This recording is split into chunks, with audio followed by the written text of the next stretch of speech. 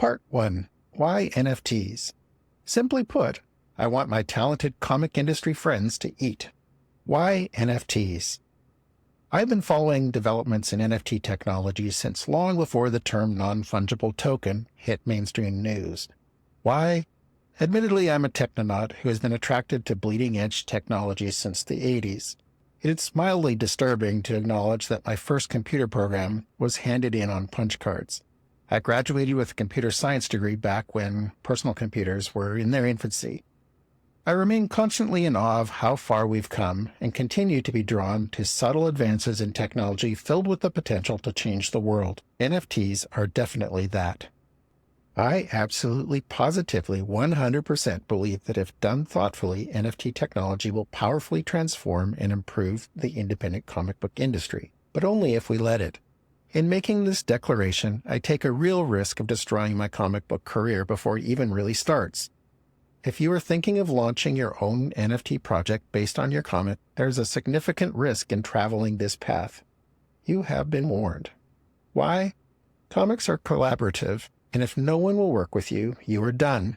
Sadly, right now, much of our tribe firmly holds that NFTs are the spawn of Satan. Hackles raise and Twitter flame wars ensue at the mere mention of NFTs, blockchain, and cryptocurrencies. Frankly, hating NFTs evolved into an identity issue for some fellow creators that precludes any hope of nuanced discussion. So why risk being low-key blacklisted for supporting NFTs? Because of the lost opportunity cost of staying on the sidelines. Simply put, I want my talented comic industry friends to eat. NFTs are not a panacea, but they are a low-barrier, incremental product that can help us pay our bills. I believe every truly talented comic artist, writer, and creative team member deserves to make a reasonable living from creating comics. Just comics. Not comics plus maybe a movie deal one day, not comics plus a day job until I can make it big. But right now, the harsh reality is that comic creation remains a pro-am or hobby activity for most independent creators.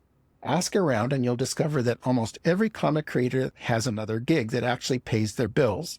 Whether it is teaching, publishing, or graphic design, this is especially true for writers who tend to be the ones expected to finance independent comic projects. With a few notable exceptions, we were able to come up with 5 writers in the UK. The number of writers living well off of their work in comics is extremely low. The independent comic book landscape is one defined by scarcity and side hustle. I encourage you to play with a copy of my comic book break-even spreadsheet. It's available on the Substack to prove to yourself how hard it is to feed your family as an independent comic creator. I used feedback from various creators to answer the question. If everyone on the team worked full-time, produced a healthy amount of content, and earned a reasonable wage, how many comics would you have to sell in a year? The answer is a lot. In one scenario, the answer is 36,000 across 4 issues, assuming a generous 15% margin on a $3.99 US cover price. Most years, this figure easily rockets you into the top 50 titles on the comic charts, dominated by the big 2. In comparison, one of the most successful campaigns on Kickstarter ever, Berserker by Keanu Reeves, Matt Kinn, and Ron Garney, gathered only 14,571 backers. The average for the platform is far less, typically in the low hundreds for comic projects. Yes, you can and should strive for more margin per sale, should always seek more backers, and sell vigorously beyond Kickstarter. But I would be surprised if more than a handful of comic creators actually feed themselves and their team exclusively from sales of their independent titles. The reason I think this? Few creators run more than 4 campaigns in a year. The federal minimum wage per year in the U.S. is currently $15,080 for individuals. The average Kickstarter campaign, including everything from high-tech gadgets to celebrity mega projects, grosses less than $28,000. Realize it is the net revenue from any project that needs to support every member of the creative team. Even with subsequent sales of inventory, making a living in the independent comic world is hard. Really, really hard. This has implications for the future of our industry. Some creators rationalize the expense of creating comics by viewing it as a route to selling their epic adventure to Hollywood. This skews the types of stories told. Other artists are migrating to webtoons where there is at least a glimmer of hope of making a living if you put in the work. but it's my belief that full-page multi-panel comics are a unique art form in and unto themselves. If we want to make sure that independent creators survive in this medium of storytelling for this medium's sake, we need to find as many ways as possible to attract more customers to each project without adding a lot of expense. A key problem that we have is that there really aren't that many existing customers out there. One industry expert I interviewed estimated the upper limit of casual comic readers in North America is about 1 million, with 200,000 hardcore comic buyers, about 100 per shop. This is a large enough audience to support active multi-title publishers, but it is a really small potential marketplace for independent niche comics. What we need is a way to grow the overall reader base. Enter NFTs and repurposing existing artwork. NFTs are not an and like a movie deal. They represent a new way to distribute existing full-page content, much like adding lunar to diamond in your existing print comic distribution stream. The potential market is huge. As one example, consider the customer base of the Wax NFT blockchain. Wax boasts over 13 million user addresses, 500,000 daily unique visitors, and 15 million daily transactions. This is one small corner of the NFT space that dwarfs the direct market for comics by all metrics. 2021 saw the sales of NFTs eclipse $25 billion, roughly the same as the combined gross revenue of all the Marvel movies since Iron Man in 2008. The best part?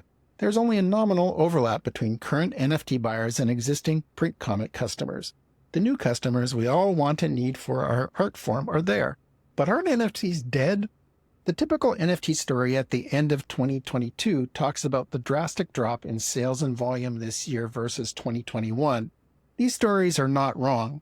As an example, the Globe and Mail here in Canada recently reported sales volume plummeted from US $5.7 billion in January to $903 million in July, according to data tracking firm DAP Radar, while transactions fell about 50% to 5.9 million.